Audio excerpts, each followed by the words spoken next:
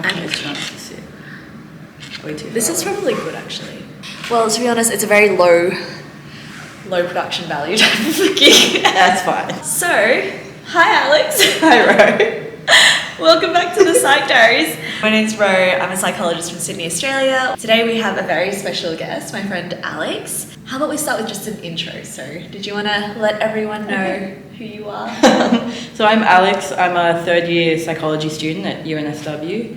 I work as a receptionist at a psychology clinic, and in my first and second year I was part of the UNSW Psychology Society, first as a first year rep and then as part of the exec team. So, on Instagram, which is at _the psych diaries, put a poll up and ask people to submit questions. So thank you everyone who did. Right, so we've picked a couple of top questions. I might start with, is studying psychology what you thought it would be like in high school?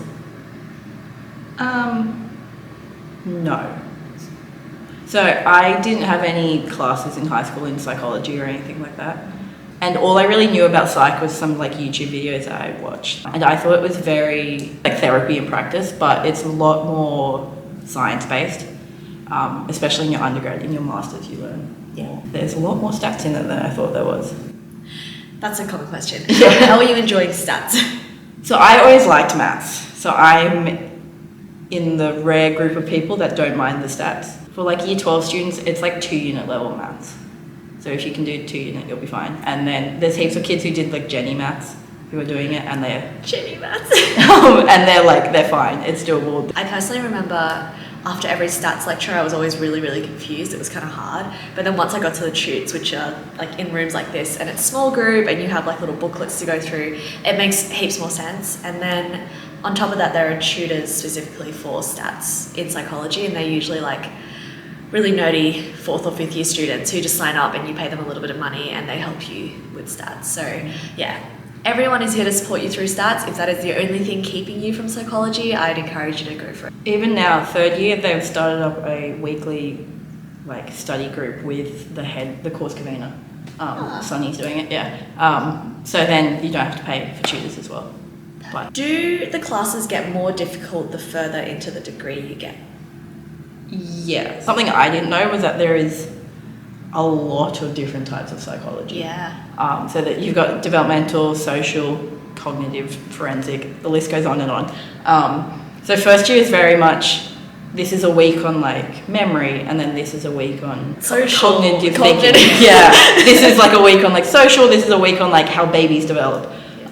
So it's very entry level stuff to get you tasters of all the different regions. That was fun because it's everything. It's everything, and if you don't like a topic, it's over in a week. And then second year is a little bit more specific into the larger areas of psych. A whole course on cognitive psychology. You have a whole course on learning models. Yes. Pavlovian conditioning.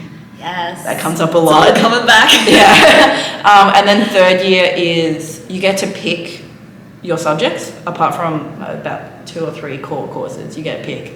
So I did physiological psych, which is very neuroscience-y and learning what's going on in the brain when you're learning new things. And then last term I did a vision course. It's almost like a funnel. You start really broad, you get tasters of everything, and then you start getting a bit more choice as you go up the years and more specific. Yeah. So as you get more specific, it gets a lot more content heavy. Yeah. Because they can go into the harder levels of stuff because they have time to go into it. Yeah, okay. Right, so WAM requirements and getting into honours, and I think a lot of people are interested in sitting in third year and kind of feeling a bit anxious about entry into honours, and if you experience that. Yes. Everyone's got a bit of anxiety around honours.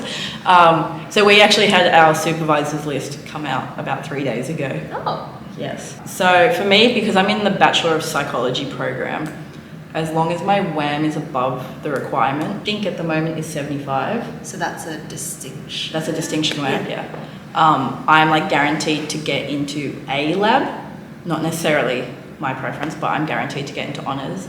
But I know for students who are doing a Bachelor of Science or psychological science, they have to fight a little bit more to get in, and I think it's like a higher wham and a smaller proportion of students. In saying that, we do have a lot of research positions because each professor has a couple of honours students. It's something like over 100 honours students at the moment. Yeah. Though comparing it to the number of people who study psychology or do psychology lectures, it is a smaller proportion. So some people don't get into honours. In my cohort though, like my entire group of friends got into honours, even those who didn't get a distinction wham. Yeah, it's like, not a hard cutoff. Yeah. If they're accepting 100 students and only 80 people got above the required wham, yeah, they will still take the extra 20 below that wham. Yeah. And then there's a lot of people that don't want to do honours, even if they're in like the Bachelor of Psychology program where you're guaranteed to do honours if you want to. A lot of people change their mind, want to do a different degree, just want to get out of uni and like start working. Yeah. So a lot of my friends who are doing a Bachelor of Psychology program aren't going into that honours. Really? Yeah. Oh, that was a question. It was, what can you do with 3 years of psychology, so not going into the honours or master's stream? A lot of people who are doing like business majors or doubles with like business or those kind of things, they use it for HR or like management kind of things. Yeah. And then a lot of jobs nowadays with like the growth of like healthy workplaces and like actually caring about your workers, a lot of people like the psychology background just as like a bonus. So like once you're in the course and you're still kind of like, I didn't know what I wanted to do. I still don't know what I want to do. They have a lot of ex-students come back and be like, this is where I am now and that's what I'm doing. And it's a huge range. So you definitely don't have to just become a psychologist and practice in therapy purposes. And I honestly think there's more and more scope. Like every time I hear about it, there's more positions that people can do in psychology, and people are less, I think the world is moving towards less of this very strict, you need a certain degree to do a certain job, and people are kind of moving between different areas. So psychology is a good basis for, because you get like this stats thinking, you get scientific training, you get this understanding of human behavior and thoughts and like emotions and learning. There's just, it's a nice, actually it's a pretty good course. Yeah, it's a good one to double with. I know a lot of people double with it just to have that extra different way of thinking. Yeah, okay, cool. Tips for maintaining a 75 plus wham and psychology specific study tips. So I don't know if you have any specific to psychology. Well, all of my studying is specific to psychology. With assignments, my biggest struggle is starting. So I will push it off, especially like essays where you have to research, because I'll be like, oh, I don't know enough about the topic. But I've realised if I almost like brain dump what I know about the topic already.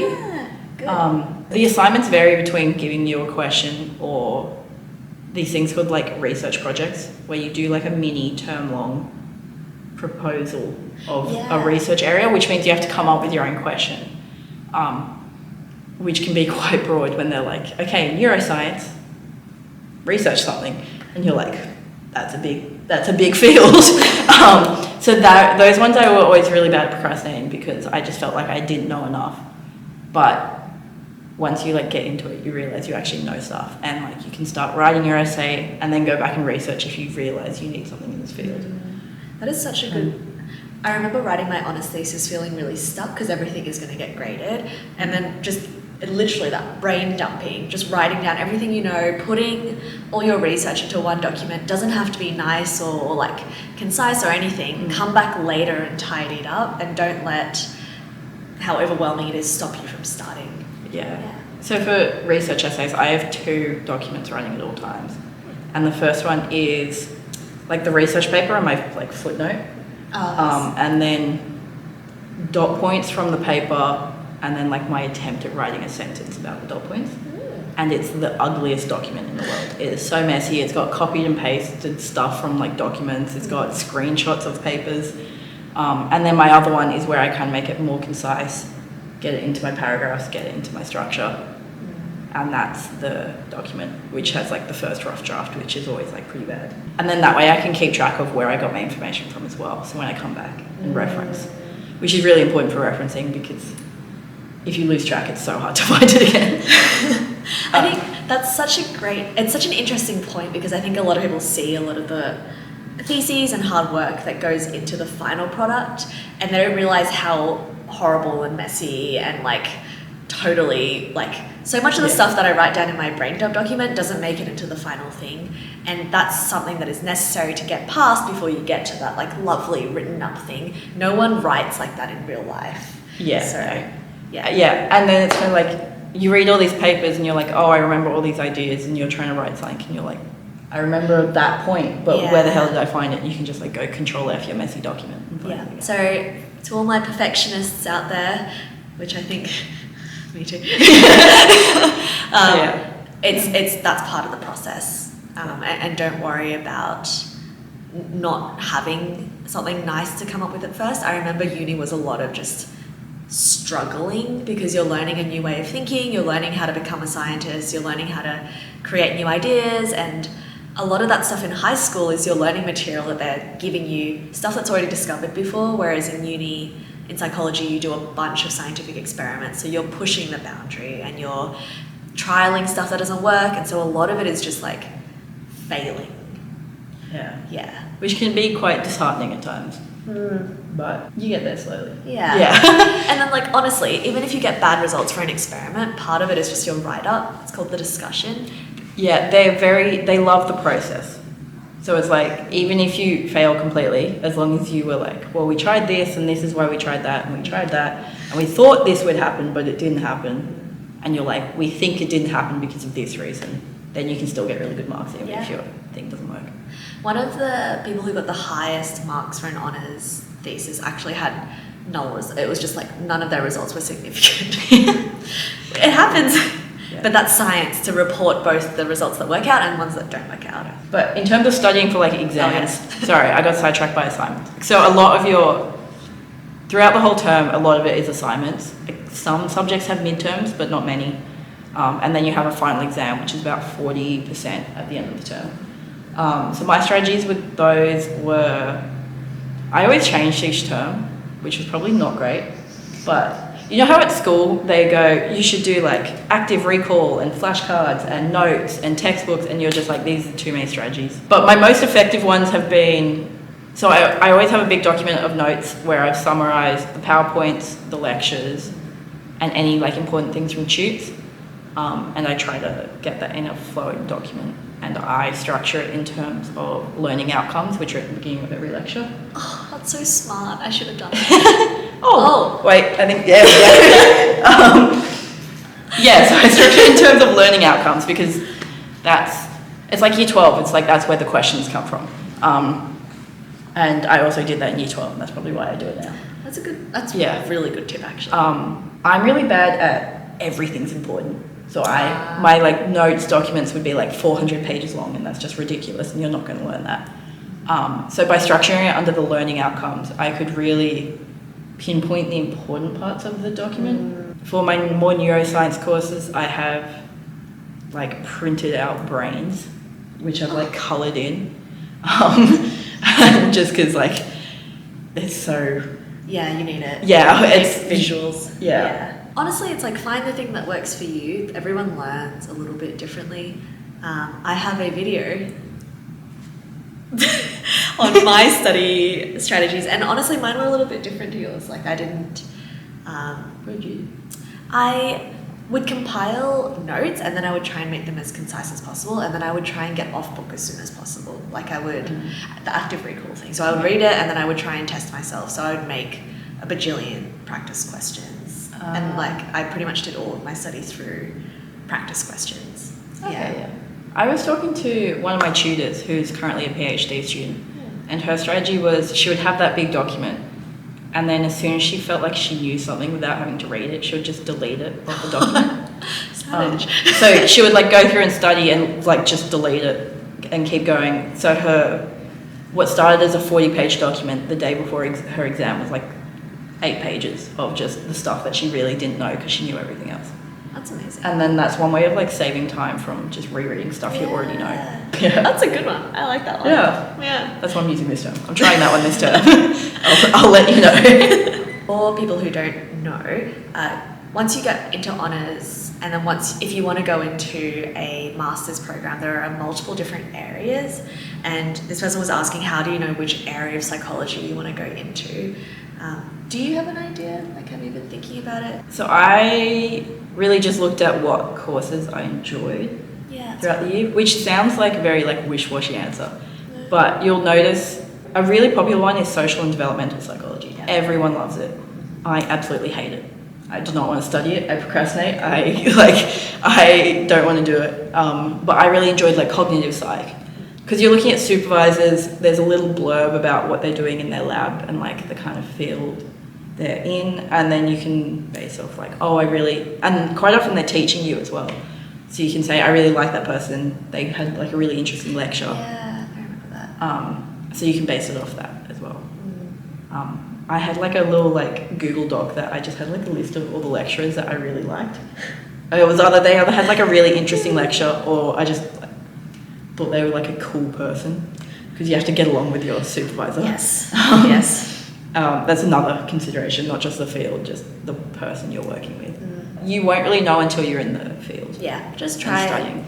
And like Alex said, get a sense of like what catches your interest, what you're into, and then from there just follow your interests. There's like research, like I volunteered as a lab assistant, and then realised that particular area I did not like at all, and I wouldn't have known unless I'd done that. So follow your interests and get a sense of what you're into, and I think naturally by the time you're near the end of third year, you have a sense of like, I definitely don't want to work with rats, or I definitely want to work in eating, or I definitely don't love anything to do with brain, physiological, psych, and that kind of thing. Yeah. Great. I need Good. coffee. Oh, yeah. Did you want to take a break? I think I'm okay. I forgot my water bottle today, which is smart. Oh, did you want water? Can I still? Yeah, go for it. You can use the straw if you like. Okay. Oh, okay. The next two. Oh, that's so refreshing. Hello. Welcome to my vlog. Welcome to psychology. I'm really not going to cut that. Oh, no. I'm a natural born vlogger. Next one. Yes. How many hours in a week do you spend studying for psychology classes? 12 hours a week studying. So I do like 4-ish hours 3 days a week. On top of your... On top of being in class. Oh yeah, she definitely studies more than me. Yeah. But like that changes between weeks, and if I'm like going out all weekend, then like obviously it can't happen. But that's just me, because I know that I like to start my assignments early so I can relax later on. This is a great strategy. Yeah. Because I know I'll just get super stressed. I'm not a person that can work last minute. I just freak out and like don't want to touch it. Yeah. So I know if I like start early, work early, and then I chill out. I'm not saying I like start an assignment 2 weeks early and then finish it a week early. I'll like start it 2 weeks early, not touch it for a week, and then do a bit more. But because I've started, I dread the assignment a lot less. Yeah, good. Get it out of the way. How do you juggle working part-time and studying? That's a good question. I've had to deal with it a lot this term because I've started doing a lot more social activities. Yeah.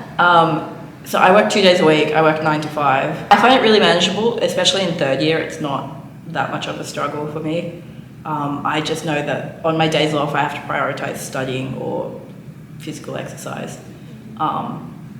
I also try not to burn myself out in a way that on my work days, I rarely study after work. Oh, good.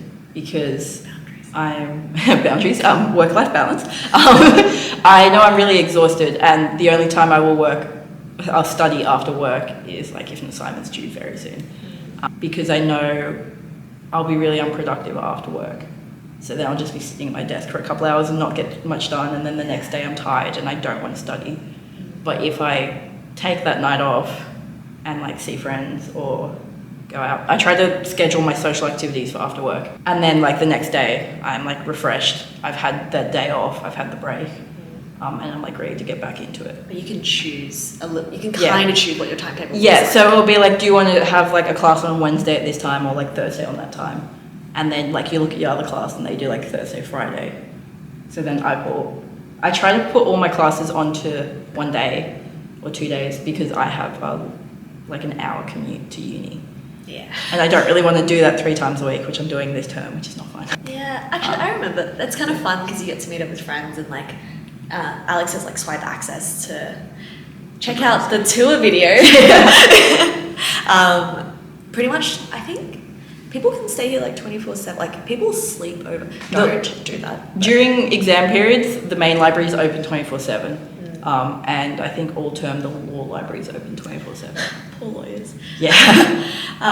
But since you have swipe access into certain labs, and especially as you get, I remember into honours, I had 24/7 access into the building and into our lab as well. Yeah. So you can work around whatever works for your brain. If you're a night owl, study later. If you're that person who loves getting into uni at like 7 a.m, then you can. Don't know why, but you can. Yeah. I remember first year I had a 9 a.m. lecture. Yeah. And that was atrocious. I had so many 9 a.m s. That's one good thing about lectures being online now is, because lectures are online now, I'm coming onto campus a lot less.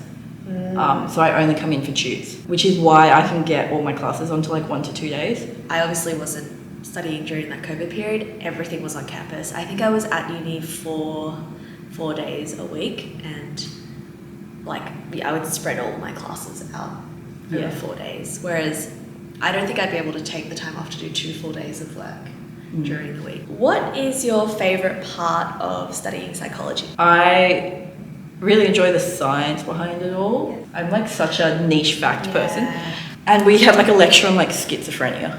And it's like, my favourite thing I've learned is that like schizophrenic people with schizophrenia can tickle themselves because they have, because they lack the ability to distinguish between internal and external cues. Where when you tickle yourself, you know it's yourself tickling you, but their brain can't differentiate between the two. That makes a lot of sense with the voice. I vaguely remember this. And that's why they like hear voices, because they can't distinguish between their own thoughts and like hearing voices. Yes. So I always like those like little fun facts to like pull out. Oh my gosh, I feel like you should make a psychology facts TikTok, but like it's actually scientific as opposed to some other psychology facts on TikTok I reviewed. Which are very questionable. So questionable. Yeah. Oh, I lost the page.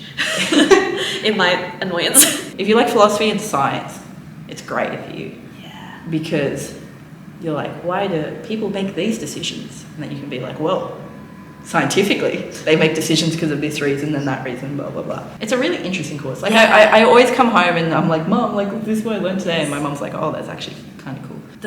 The best part of psychology is it applies to so much of what we would be thinking about anyway in real life, but you actually get the scientific training for it. So you're not just kind of thinking like, I wonder if it's true that, for instance, like I've talked about, like we had like a dating lecture on like what the research is behind what makes a successful long-term relationship or what makes the ideal first date. Like instead of guessing, you know the science behind it, but it's such a fun subject. Who researches dating in their subject? And that's one of the good things with psych is you can have the most niche question. Yeah.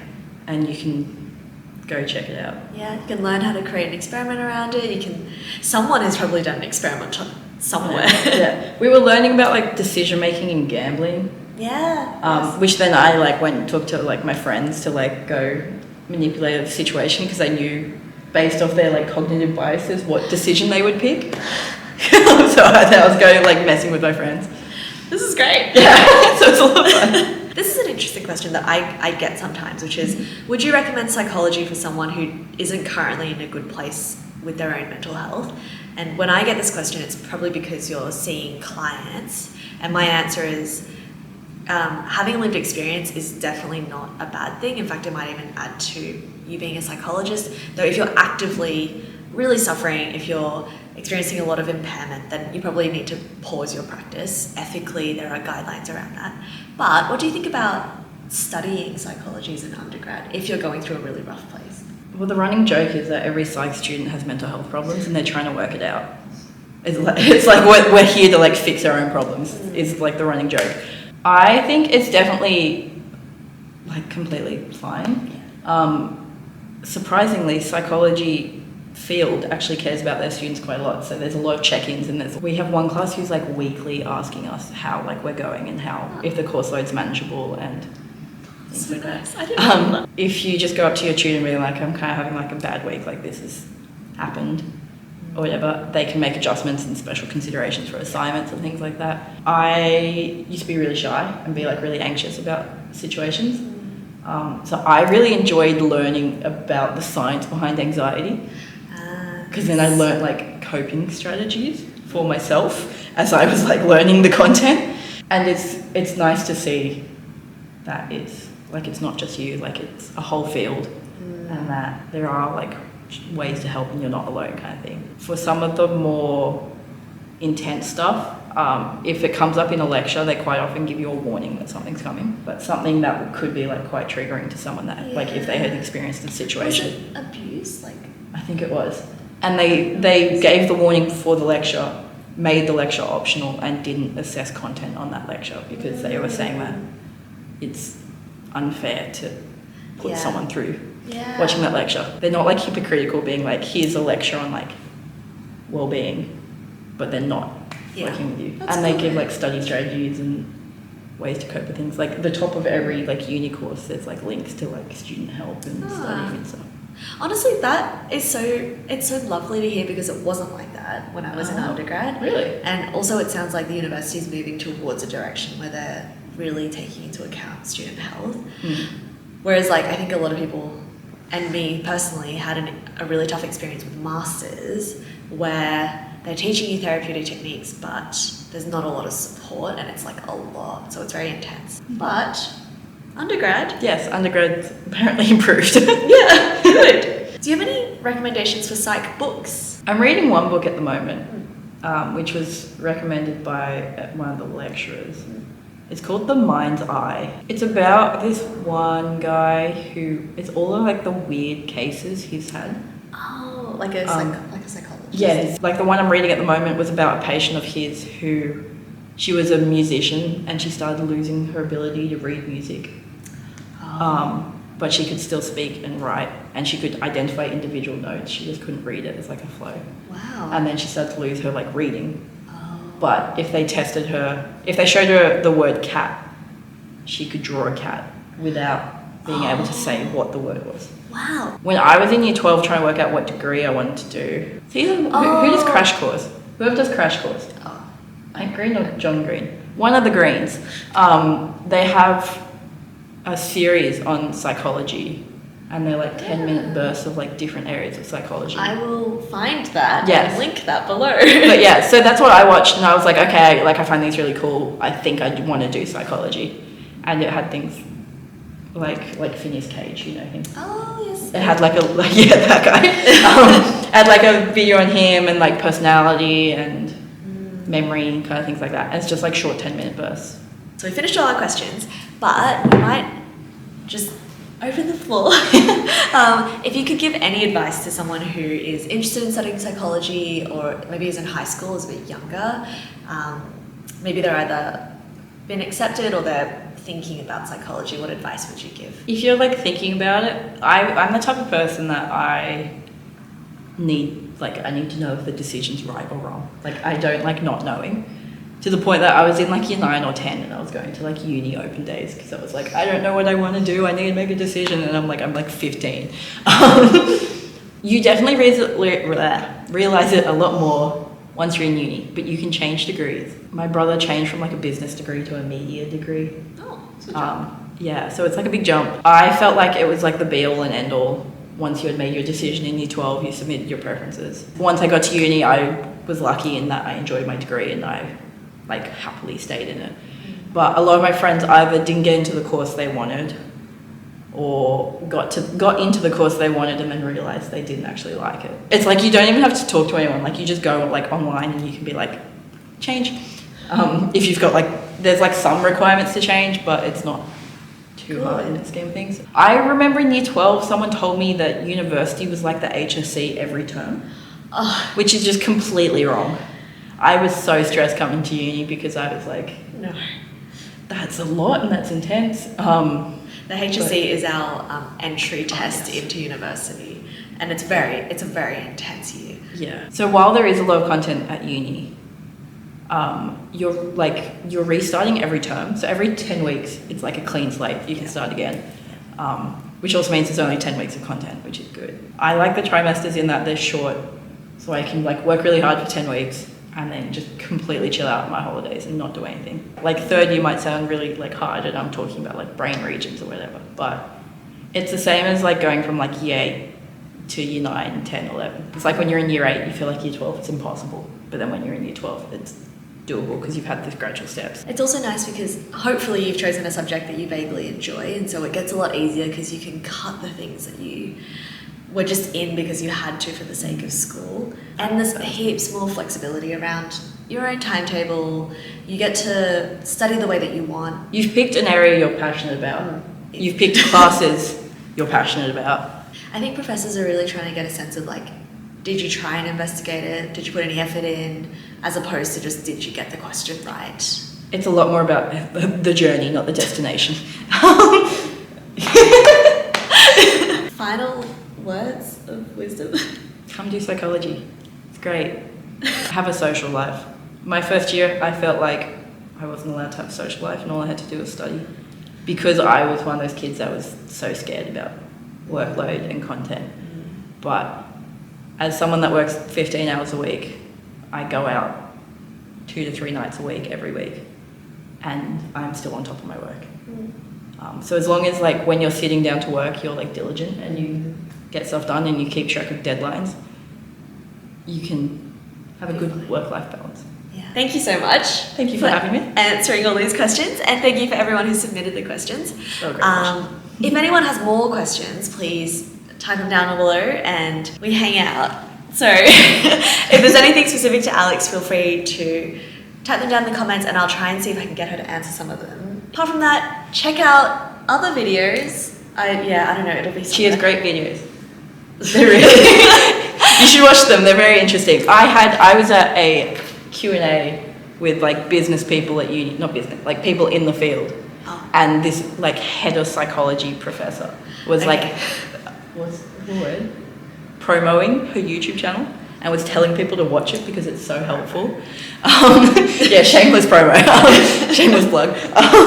Because it was like so helpful, and that's like someone that's like head of, not the head, but like close to the head of psychology at UNSW. So it's a great channel. Anyway, thanks for watching. Give this video a like. I always forget this. Like, subscribe. Thank you. And I'll see you next time. Bye.